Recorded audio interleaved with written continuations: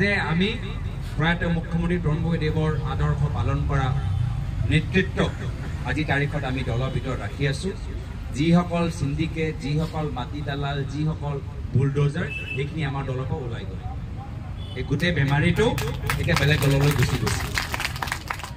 এতিয়া আমাৰ লোকৰ মাজত খালি পিয়ৰ মানুহবোৰ আছে, পিয়ৰ সমাজ সেৱা কৰা মানুহবোৰ আছে, আৰু সেইখিনি চাই এতিয়া আৰু মানুহ আমাক যোগ দি আছে।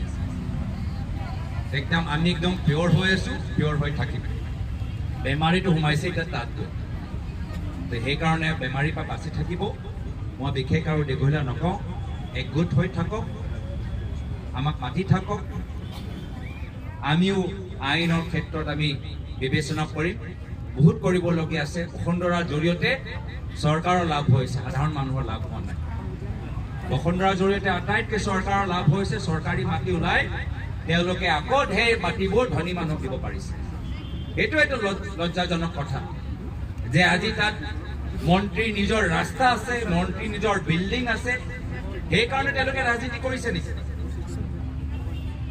তো সেইকাৰণে ৰাইজ সজাগ হওক, সচেতন হওক। দুই এষাৰ ক'বলৈ মোক সুযোগ দিলে মই তাৰ বাবে ধন্যবাদ জ্ঞাপন